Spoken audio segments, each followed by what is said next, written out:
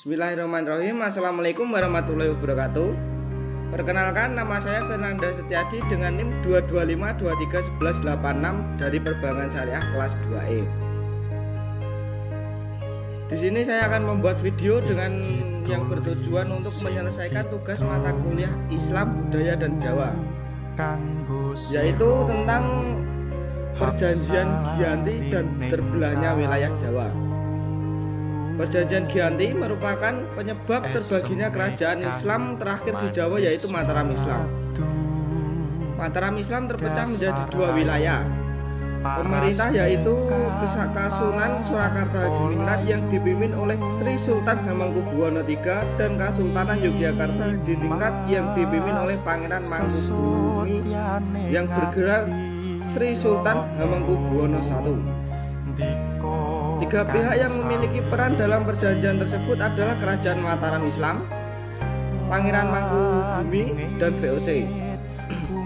Nama Giyanti diambil dari lokasi perjanjian itu ditandatangani, yaitu Desa Janti yang lebih sering disebut Desa Giyanti. Ini tempat tersebut bernama Kerten Janti Harjo yang berada di Kabupaten Karanganyar. Pada dasarnya, perjanjian ini dibuat untuk meredam api konflik yang telah terjadi dalam waktu yang cukup lama setelah adanya perpindahan Keraton Kartosuro ke Surakarta. Sumber api peristiwa geger pecinan ternyata belum seutuhnya mati. Pada saat itu pula, Mangkubumi berperan penting membantu Pakubuwana II dalam meredam api konflik tersebut. Dijanjikan Pakubuwana II akan diberikan bidang tanah, namun hal itu menimbulkan kecemburuan pangeran dan mengeluh kepada Jenderal Baron van Imhoff. Seorang jenderal di Batavia itu lantas mengeluarkan keputusan tanah tersebut. Akhirnya keputusan tersebut, tanah tidak jadi diberikan kepada Mangkubumi. Nicholas Harting mengambil sikap untuk menyelamatkan daerah. Operasionalnya secara tertutup melakukan perundingan dengan Pangeran Mangkubumi setelah berkali-kali melakukan perundingan Harting. Harting bersepakat dengan keinginan Pangeran Mangkubumi yang juga hendak menjadi penguasa di tanah Jawa. Pada 23 September 1754, not kesepakatan VOC dan Pangeran Mangkubumi terlaksana dan not tersebut disampaikan kepada Pakubuwono III. Not tersebut mengatakan bahwa Pangeran Mangkubumi mendapatkan wilayahnya pada 14 November 1754. Pakubuwono III menyampaikan persetujuannya terhadap hasil perundingan Gubernur Jawa Utara dengan Mangkubumi tersebut. Perjanjian tersebut disampaikan Pakubuwono III kepada Gubernur Jenderal VOC Jacob Mosel. Kesepakatan ini mendorong sebuah perjanjian besar yang ditandatangani di Desa Giyanti beberapa kilometer di sebelah timur Surakarta. Perjanjian ini menjadi pangkal terbelahnya tanah Jawa menjadi dua bagian yang dikenal dengan istilah Palihan Nagari. Hal ini menjadi awal mula Mangkubumi naik tahta di Yogyakarta sebagai Sri Sultan Hamengkubuwono I sejak ditandatangani perjanjian tersebut.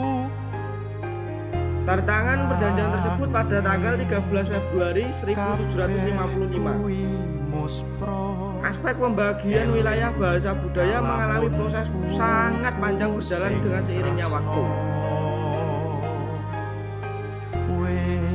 Perjanjian Giyanti yang tidak mencantumkan wilayah menjadikan rentahan-rentahan peristiwa. Sedangkan itu, Raden Mas Said yang dulu membantu Mangkubumi masih melakukan pemberontakan. Seperti halnya Mangkubumi Pangeran Sambernyawa yang masih merupakan terah Pakubuwono turut menuntut hak sebagai penguasa wilayah. Dalam gerakannya, yaitu pada bulan Oktober tahun 1755, Pangeran Sambernyawa berhasil mengalahkan satu kelompok pasukan VOC.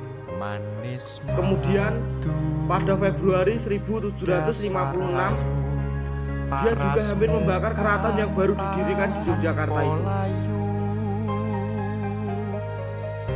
Setelah perang bertahun-tahun, akhirnya VOC menyudahinya dengan perjanjian Salatiga pada tahun 1757. Perjanjian ini menjadikan tanah Jawa kembali terbagi. Di dalam perjanjian ini, Pangeran Sambernyawa mendapat sebagian wilayah Kasunan Surakarta dengan kekuasaan yang kenal sebagai Kadipaten Mangkunegaran. Pangeran Sambernyawa pun berjatah tahta dengan gelar Kanjeng Gusti Adipati Aryo Mangkunegara Lelono Jaya Misesa Sonopati ing Alogo Satriya Raga Mataram ing Nagari Surakarta Hadiwira. Keterbelahan Jawa ini belum berhenti pada 1813. Kesultanan Yogyakarta juga terbelah dan terlahirnya Paku Alaman. Dengan demikian, tanah Jawa memiliki 4 wilayah pemerintah. 4 wilayah pemerintah itu masing-masing tumbuh dengan perbedaan model dan orientasi politik. Hal ini pun mengantarkan Jawa menjadi rupa yang beragam.